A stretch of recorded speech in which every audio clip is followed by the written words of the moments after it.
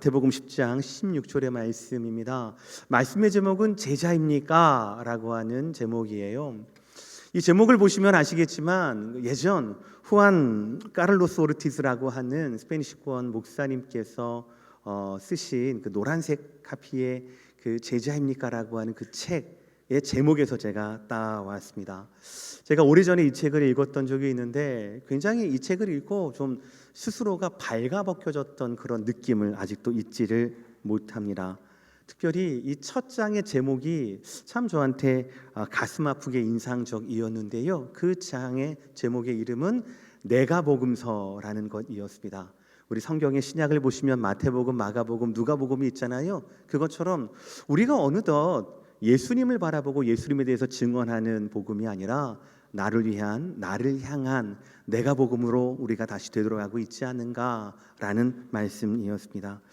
저는 나름대로 모태신앙이고 어릴 때부터 구별되고 그리고 또 정직하고 바르고 선하고 칭찬받으며 살아왔다라고 자부를 했었는데 드러나지 않게 스스로를 자랑했었는데 그 책을 통하여서 처참히 깨졌던 기억이 납니다. 과연 제가 드리는 예배, 제가 인도하는 찬양, 제가 가르치는 우리 주일학교 아이들 정말 그 안에 예수님을 가르치고 있는가? 그 사역의 주인이 과연 누구인가라는 그 질문에 저의 주인은 주님이십니다. 저는 그분의 노예입니다. 제가 구하는 것은 저의 안전이나 만족이 아니라 제 주인이신 예수님의 기쁨입니다. 저는 주님의 기쁨을 위해 존재할 따름입니다. 라고 대답할 수가 없더라고요. 저는 오늘 같은 제목으로 여러분께 질문합니다. 여러분은 제자입니까? 어떻습니까? 여러분은 진정한 그리스도의 제자입니까? 그리스도의 제자입니까? 아니면 예수님의 그 새로운 가르침, 다른 종교 지도자들과는 좀 다른 새로운 가르침에 좀 신기해하고 그런 가르침이 필요한 그런 군중입니까? 지난주 우리 누가복음 24장에서 우리에게 말씀하셨던 것처럼 우리는 예수님께서 부활의 증인으로 우리를 초대하셨음에도 불구하고 여전히 혹시 부활의 구경꾼으로 남아있는 것은 아닌가 싶은 것이지요. 오늘 본문은 예수님께서 마태복음 10장에 당신께서 직접 택하신 제자들을 세상으로 보내시는 장면입니다. 그들은 아직 준비가 되어 있지 않습니다. 그리고 사실은 십자가 복음, 십자가 죽음과 부활이라고 하는 그 복음이 아직 완성된 것도 아니었습니다. 그럼에도 주님은 그들을 부르시고 보내시며 그들에게 필요한 말씀과 권능을 주십니다. 제자들은 준비가 덜 되어 있지만 자격이 없지만 보내시는 예수님으로 인하여서 그들은 제자의 사명과 역할을 다하게 됩니다. 저는 바로 이 부분에서 우리가 따라야 할 세상 속에서 그리스도인으로서 우리가 어떻게 살아야 할 제자도의 기본 원리가 있다라고 저는 그렇게 믿습니다. 세 가지 원리 중에서 첫 번째입니다. 우리 다 함께 따라할까요? 시작! 제자를 부르고 보내신 분은 주님이십니다 라는 것이에요. 마태복음 10장에 파송에 있어서 굉장히 중요한 동기가 있습니다. 흐름이 있습니다. 그것은 9장 마지막 절에 나옵니다. 이 제자들의 파송은 하나님에 대한 예수님의 요청으로부터 시작이 된다라는 것이에요. 우리 9장 37, 38절의 말씀입니다. 이에 제자들에게 이르시되 추수할 것은 많되 일꾼이 적으니 그러므로 추수하는 주인에게 청하여 추수할 일꾼을 보내주소서 하라 하시니라 라는 것이에요. 추수할 일꾼을 보내소서라고 말씀하시고 난 후에 10장 1절에 제자들을 부르시고 권능을 주시고 세상 가운데 보내시는 겁니다. 추수에 대한 이 말씀, 이 흐름은 우리의 생각과는 조금 더 다릅니다. 우리가 생각하기에 우리는 제자들에게, 사람들에게 집중되어 있습니다. 제자들이 어느 정도 배움이 거의 다 끝났으니까 어느 정도 좀 자격이 되었으니까 수준이 되었으니까 졸업하기 전 실습 같은 거 보내잖아요. 그렇죠? 우리 모든 전문직들은 실습이 있지 않습니까? 목사님들도 전도사라고 하는 인턴십이 있잖아요. 그런 인턴십으로 제자들을 한번 세상에 보내는 것 아닌가? 라고 생각을 합니다. 그러나 말씀을 보시면 그렇지 않습니다. 37절의 말씀을 보면 추수할 것은 많되입니다. 추수할 것이 많은 것, 이게 전부입니다. 그러나 많되 일꾼이 적으니 추수할 곡식은 많은데 일꾼이 적은 겁니다. 우리 주님의 우선순위는 추수할 밭에 있지 추수할 일꾼의 상태에 있지 않다라는 거예요. 이걸 잊지 마십시오. 일꾼이 준비되어 있지 않든 일꾼이 적든 많든 간에 추수할 계절이 오면 반드시 추수해야 합니다. 잠깐만 지금 사람들이 아직 도착하지 않았습니다. 추수 좀 더 미루면 안 될까요? 일주일 미루면 안 될까요? 한 달만 미루면 안 될까요? 아니에요. 추수의 계절이 얼마나 짧은데요. 만약에 우리 마을에서도 추수할 일꾼이 충분하지 않으면 다른 마을에서 더 높은 값을 주고라도 사와서 일꾼들을 사와서 추수의 때를 맞춰야 하는 겁니다. 그게 너무나 당연한 것 아니겠습니까? 추수할 때가 되었는데 그 추수의 시기를 미룰 수가 없습니다. 일꾼이 있고 없고에 따라서 추수의 시기를 정할 수가 없다라는 것이지요. 우리는 스스로가 추수의 일꾼이 되어야 합니다. 그러면서 추수를 해야 합니다. 그러면서 추수할 일꾼이 모자르거든 주님이 말씀하시는 것처럼 주인이신 하나님께 추수할 일꾼을 보내주소서라고 기도해야 합니다. 이것이 맞다라는 것이죠. 게다가 여러분, 추수가 과연 무엇입니까? 마태복음 9장에 의하면, 그 배경에 의하면 추수라고 하는 것은 다른 것이 아닙니다. 병자들을 본 것입니다. 약한 자들을 본 것입니다. 도움이 필요한 자들이 발견하게 된 겁니다. 우리가 생각하는 추수가 아니에요. 우리가 생각하는 추수, 쉽게 생각하는 추수는 무엇입니까? 많은 사람들에게 교회 다녀보실래요? 혹시 예수 믿으시나요? 혹시 우리 교회에 관심이 있으시나요? 라는 말 한마디에 아주 화끈하게 예수 믿는 사람, 예수 믿겠다는 사람들이 준비되는 것, 그것이 추수가 아니다라는 것이에요. 마태복음 9장에 의하면 믿을 만한 사람들을 찾는 것, 그것이 추수가 아니다라는 겁니다. 믿을 만한 사람이 아니라 믿음이 필요한 사람들, 복음이 필요한 사람들, 약한 자들, 병든 자들, 절뚝이는 자들, 위로가 필요하고 슬픔 가운데, 절망 가운데 있는 자들, 빛이 필요한 어둠 가운데 있는 자들, 그들이 바로 추수의 때라고 말씀한다라는 거죠. 그리고 그 추수를 제자들에게 위임하셨다라는 것이죠. 여러분들은 이런 분들이 안 보이십니까? 병들고 약한 분들 말입니다. 육체의 병 또한 마찬가지이고 육체의 약함 또한 마찬가지입니다. 또 영적으로도 마찬가지 아니겠습니까? 이민 생활하면서 교회에 상처받은 분 안 계십니까? 저 같은 목사들에게 혹시 실망한 분은 안 계십니까?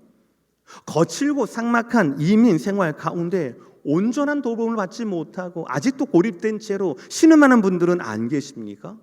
그 모든 분들이 사실은 추수의 때에 추수할 곡식이라는 겁니다. 그리고 그 모든 분들, 즉 천국 복음이 필요한 모든 분들이 바로 추수의 대상이라는 것이죠. 반대로 이 세상이 어두우면 어두울수록 추수할 것들은 많아졌다라는 것이에요.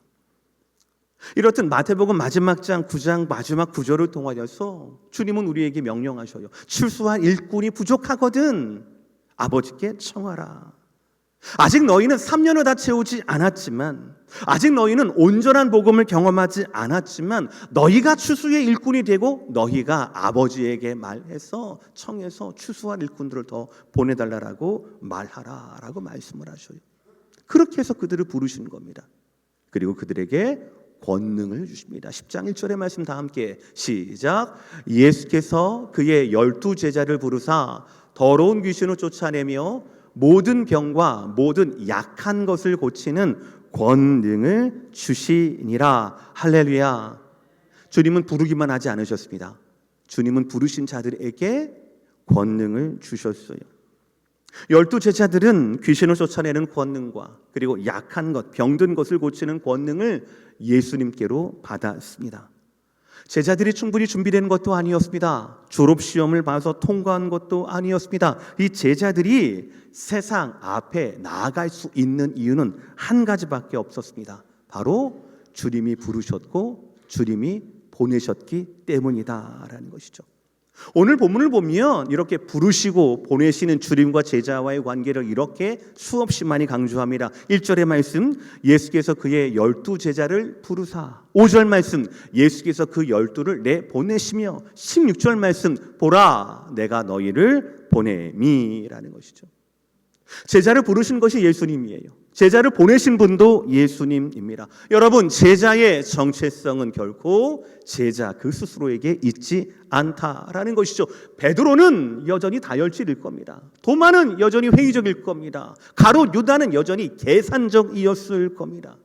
그러나 그런 제자들을 당신의 일꾼으로 부르신 분이 예수님이고, 그들에게 권능을 주신 분도 예수님이고, 그들을 세상으로 보내신 분도 누구라고요? 바로 예수님이라는 것이죠. 제자의 정체성은 제자에게 있지 않습니다. 그가 따르는 대상인 예수님께 제자의 정체성이 있다라는 것이죠. 사랑하는 성도 여러분, 여러분도 제자입니다. 믿으십니까? 왜 그렇습니까? 자격이 있어서요? 오래 교회를 다녀서요? 타이틀이 있기 때문에? 전혀 그렇지 않습니다. 여러분을 이 시간 부르신 분이 누구입니까? 바로 예수님이에요. 여러분에게 말씀과 권능을 주시는 분이 누구입니까? 바로 예수님이에요. 여러분을 세상으로 보내실 분도 누구이십니까? 바로 예수님이다라는 것이지요. 보내심과 부르심이라고 하는 제자의 정체성, 그게 바로 예수님께 있다라는 것이죠. 기억하십시오. 우리를 부르시고 우리를 보내신 분은 누구입니까? 바로 주님, 예수님이라는 것입니다. 두 번째 원리입니다. 그 주님께서 제자를 보내시는 곳이 어디인가? 바로 세상이다라는 거지요. 그리고 예수님은 세상을 너무나 잘 아셨습니다. 그리고 제자들에게 세상에 대해서 이렇게 설명을 합니다. 16절 말씀 다 함께 시작. 보라, 내가 너희를 보냄이 양을 이리 가운데로 보냄과 같도다. 아멘. 사실 유대인들에게 있어서 양은 유대인들 스스로를 말하는 겁니다.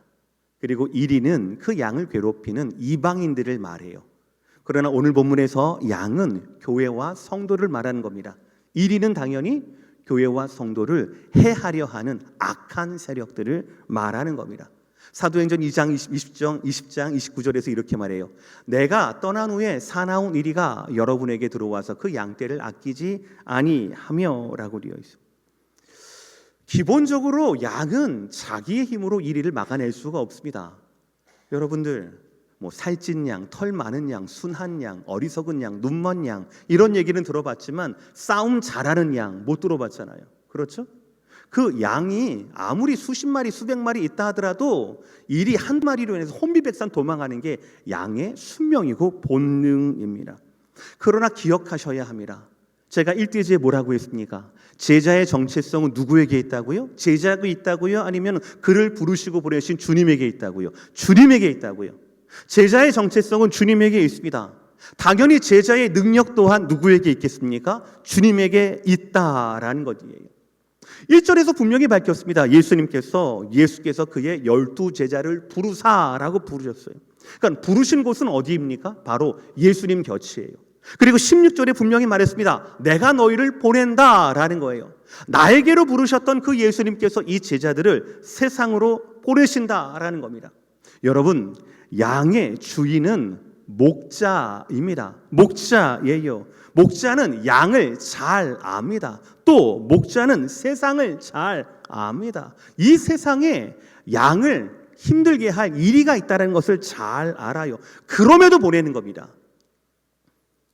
그러면 그것이 잡아먹기라고 보내는 겁니까? 아닙니다. 그것이 아닙니다. 목자인 나를 의지하라고 양들을 세상에 보내는 겁니다. 목자와 관계가 없는 양들은요, 목자와 상관이 없는 양들은요, 목자를 경험해보지 못한 양들은 당연히 세상에서 이리 때문에 이리 쫓기고 저리 쫓길 겁니다. 그러나 목자와 함께 한다라면 그 이리는 양의 몫이 아니라 목자의 책임이 될 수밖에 없다라는 것이죠. 목자에게 지팡이와 막대기가 왜 있겠습니까? 어린 목동이었던 다윗이 어떻게 그렇게 매끈하게 물맷돌을 가지고 다룰 수가 있었겠습니까? 왜냐하면 풀밭에 이 세상 가운데 이리와 늑대와 곰 수많은 위협은 누구의 몫이니까요? 양과 목자 중에서 양의 몫이 아니라 목자의 책임이기 때문에 그렇다라는 거죠. 나에게로 이끌어서 권능을 주시고 이리가 가득한 세상으로 이 양들을 보내실 때 무슨 말씀이세요? 그 양은 누구 책임이라고요? 이리는 누구의 책임이라고요? 양이 아니라 바로 목자의 책임이다라고 말씀하고 있다라는 것이죠. 물론 여러분, 제자의 삶은 고난이 많은 삶입니다. 복음을 받아들이는 분도 계시지만 복음에 거부하는 분들도, 또 저항하는 분들도, 민감하게 반응하는 분들도 없지 않습니다. 사실 아직 선교 현장에서도 핍박하고 박해하고 그런 것들이 여전히 남아 있습니다. 여전히 세상은 이리가 있는 험한 곳입니다. 오늘 본문 이후에 예수님은 제자들에게 이렇게 경고를 하십니다. 많은 사람들이 제자들을 공회에 넘길 것이다. 그리고 많은 사람들이 회당에서 너희를 채찍질하게 될 것이다 라고 말씀을 하셔요. 공회에 넘긴다라고 하는 것은 예수 믿는 사람들, 추수의 일꾼들, 제자들을 위축되게 하는 겁니다. 회당에서 채찍질한다라는 말씀을 그들을 굉장히 수치스럽게 한다라는 말씀입니다. 그런데 여러분, 중요한 원리는 이것입니다. 그 세상으로 우리를 보내신 분이 누구라고요? 바로 주님이시라고요. 우리를 너무나 잘 아시고 우리를 사랑하시고 또 세상을 잘 아시는 분이 누구라고요? 주님이시라고요. 우리에게 보내실 때 우리를 그냥 보내지 않는다라는 겁니다. 우리를 책임진다라고 말씀하시고 약속을 주시고 보내신다라는 겁니다. 그 약속이 무엇입니까? 10장 1절의 말씀 다 함께 다시 한번 시작. 예수께서 그의 12 제자를 부르사 권능을 주시니라. 할렐루야. 예수님은 제자들을 홀로 이 땅에 보내지 않으셨습니다. 우리의 목자이신 예수님은 우리에게 아버지의 성령을 주셔요. 같은 장 19절 20절의 말씀, 너희를 넘겨줄 때에 어떻게 또는 무엇을 말할까 염려하지 말라. 그때에 너희에게 할 말을 주시리니 말하는 일은 너희가 아니라 시작. 너희 속에서 말씀하시는 이 곧 너희 아버지의 성령이니라. 할렐루야. 양으로는 이 일을 이길 수가 없어요. 죽었다 깨어나도 그건 안 되는 겁니다. 우리로는 세상을 이길 수가 없습니다. 그럼에도 불구하고 우리를 세상으로 보내신 분이 바로 주님이거든요. 이리가 가득한 세상으로 보내셨습니다. 왜입니까? 내 힘으로 싸우라는 게 아니에요. 나를 믿으라는 겁니다. 목자를 믿으라는 겁니다. 목자의 능력으로 나아가라는 겁니다. 이 세상 속에서 성령의 임재와 도우심에 대한 예수님의 그 약속을 믿고 경험하면서 한 걸음 한 걸음 어둠을 향하여, 세상을 향하여 복음과 하나님 나라가 필요한 그 추수의 때를 향하여 나아가라라는 거예요. 멈추지 말라라는 겁니다. 그렇습니다, 여러분. 이리가 가득한 세상에서 주님이 보내신 제자들은 아주 특별한 능력으로, 특별한 방법으로 살아야 한다라는 것이죠. 그것이 바로 성령의 사람으로 사라지는 능력이라는 것이죠. 그리고 오늘 말씀에서는 특별히 이런 제자로서의 삶, 제자로서의 은사, 성령의 은사를 이렇게 우리에게 결론적으로 설명하고 있습니다. 세 번째 대지예요. 시작. 뱀 같은 지혜와 비둘기 같은 순결함을 가져야 합니다. 아멘. 여러분도 그러시겠지만 저도 뱀을 너무너무 싫어해요. 끔찍히 싫어합니다. 혹여라도 휴가지나 낯선 곳에 가서 뱀 조심이라는 팻말이 있으면 아무리 멀고 긴 날을 왔더라도 저는 바로 되돌아갑니다. 예전 제가 조지아에 사역할 때 부모님을 모시고 스모키 마운틴이라고 하는 아주 멋진 곳으로 휴가를 간 적이 있었습니다. 트레킹이 되게 멋지대요. 부모님이 산책하는 걸 좋아하셔서 특별히 거기를 잡은 겁니다.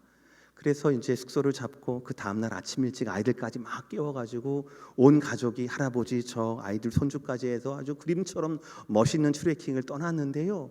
떠나고 난 다음에 저기 보니까 진짜 뱀이 있는 거예요. 진짜 뱀이 있는 거예요. 그 제가 어떻게 했겠습니까? 돌을 집어가지고 뱀 저 멀리 떨어져 있을 때 던져가지고 쫓아내려고. 근데 이 뱀이 안 가는 거예요. 그리고 저는 느꼈습니다. 뱀이 저를 알아보는 것 같아요.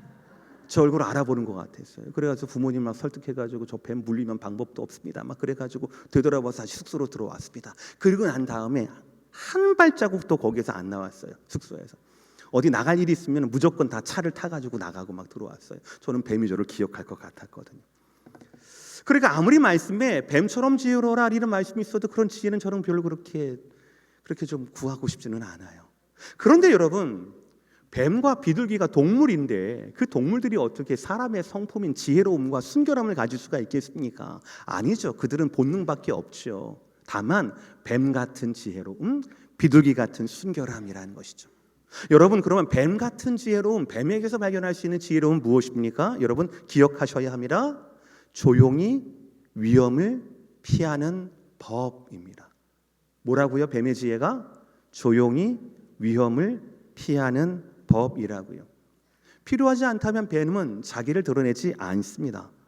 먼저 위협하지 않습니다. 뱀은 위기를 잘 극복합니다. 그리고 주변을 잘 활용합니다. 그리고 스스로를 숨기는데 아주 명수입니다. 세상에 나가는 제자들이, 이리가 가득한 세상에 나가는 제자들이 가장 중요한 갖춰야 할 지혜가 바로 이 뱀 같은 조용히 위험을 피하는 법이라는 거죠. 그런데 여러분 기억하셔야 합니다. 이런 조용히 위험을 피하는 법, 이게 무슨 안전주의, 철밥통 뭐 이런 것들이 아닙니다. 우리는 이런 지혜로움을 세상이 아니라, 사람들이 아니라 주님에게서 배워야 합니다. 예를 들면 이런 거죠. 당시 많은 종교 지도자들이 예수님께 시비를 걸었습니다. 함정을 파놓고 예수님께 질문을 해요. 이렇게 대답해도 곤란하고 저렇게 대답해도 힘든 그런 질문을 합니다. 예를 들어서 세금 문제를 어떻게 생각합니까? 라는 것이었어요. 그때마다 예수님은 지혜롭게 그 위험을 피하십니다. 가이사의 것은 가이사에게, 하나님의 것은 하나님에게라고 말씀을 하시거든요. 그런 지혜가 우리 가운데 필요하다라는 것이죠. 뱀 같은 지혜에 대해서 오늘 주님은 23절에 이렇게 우리에게 보충으로 설명하고 있습니다. 다 함께 시작.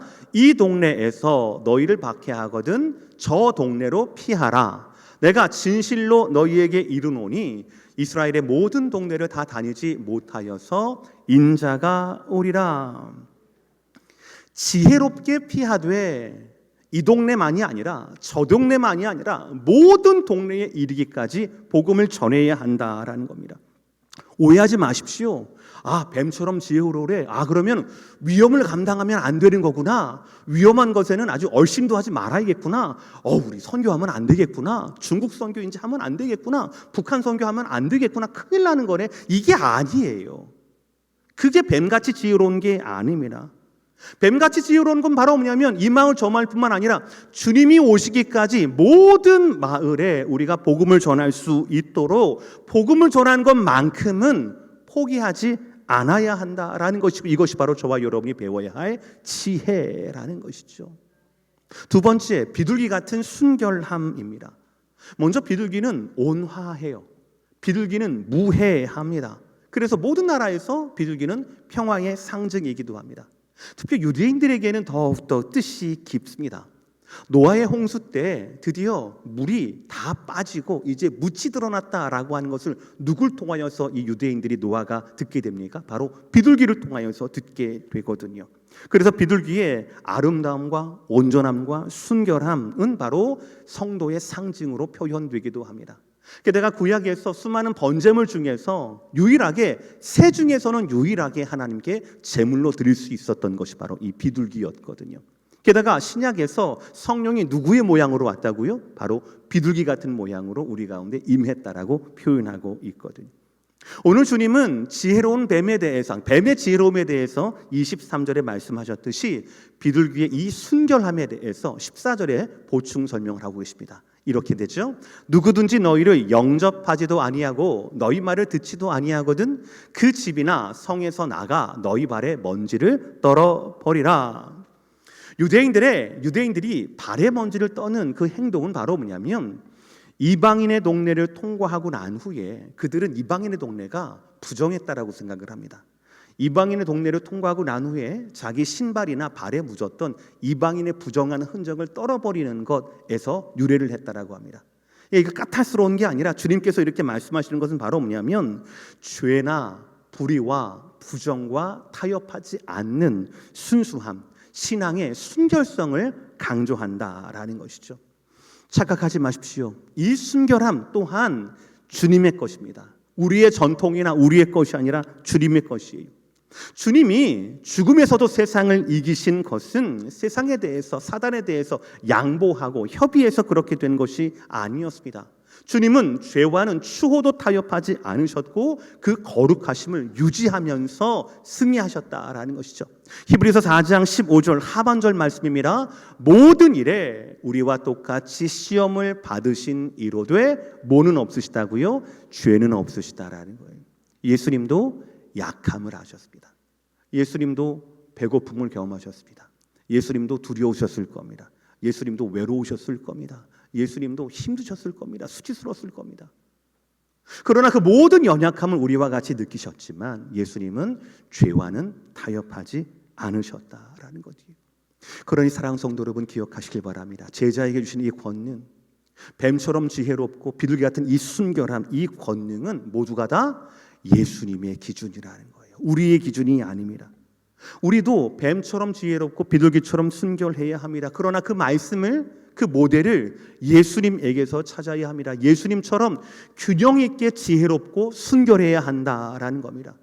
왜냐하면요, 우리가 선뜻 얼핏 내가 하고 싶은 대로 지혜 없이 순결한 것만 쫓게 되면 우리는요, 아집스러운 도피주의자가 되고 맙니다. 반대로 순결함을 가벼이 여기고 지혜로움만 쫓게 되면 우리는 언젠가 혼합주의자가 될 수도 있기 때문에 그렇다라는 것이죠. 사랑하는 성도 여러분, 오늘 말씀을 마무리하겠습니다. 우리는 헌신이 드문 시대를 살고 있습니다. 많은 사람들이, 많은 성도들이 스스로를 제자라고 이야기를 합니다. 그러나 그들은 배우는 제자일지언정 따르는 제자는 아닌 상태에 머물고 있습니다. 추수할 일터를 바라보려 하지 않습니다. 세상의 어둠에 대해서 반응하지 않고 있습니다. 그거를 보지 않으면서 이만하면 됐다라고 만족하고 있습니다. 추수할 일꾼을, 복음이 필요한 자들에게 그들을 가라고 하면 왜 제가 해야 합니까? 라고 이야기를 합니다. 되묻는 세대입니다. 그러나 오늘 말씀을 보시길 바랍니다. 제자들은 스스로가 준비된 것이 아니었습니다. 주님이 준비하게 하셨습니다. 제자들이 간 것이 아니었습니다. 주님께서 보내신 것이었습니다. 제자들의 제자됨은 하나부터 열까지 모두 주님에게서 시작하고 주님에게서 마쳤다라는 것이죠. 여러분, 제자는 무엇입니까? 단순히 배우는 사람입니까? 아니에요. 제자는 따르는 사람입니다. 예수님을 부르심을 받아야 합니다. 예수님의 권능을 누려야 합니다. 예수님의 보내심을 받아야 합니다. 내가 하고 싶은 일만 선택을 하거나 내가 가고 싶은 곳만을 고집한다라고 하는 것은 성경이 말하는 일꾼도 아니고 제자도 아닙니다라는 것이죠. 중요한 것은 내가 아니라 주님이에요. 나의 사역이 아니라 주님의 복음이라는 것이죠. 사랑하는 성도 여러분, 뱀 같은 지혜로움과 비둘기 같은 순결함, 이 균형은 우리의 능력으로는 가질 수 없습니다. 오직 목자이신 주님에게만 배울 수 있다라는 것이죠. 다시 교회에 와서 주님께 배우고 목자이신 주님께 말씀을 듣고 충만함을 얻고 다시 세상과 일상으로 나가는 보내심을 받는 사랑하는 우리 성도 여러분, 여러분 모두에게 발걸음마다 지혜로움과 순결함, 이 양발의 균형과도 같은 충만한 지혜로움과 충만한 순결함으로 이 땅 가운데, 어둠 가운데 주의 복음을 전하는 저와 여러분 되시기를 주의 이름으로 축복합니다.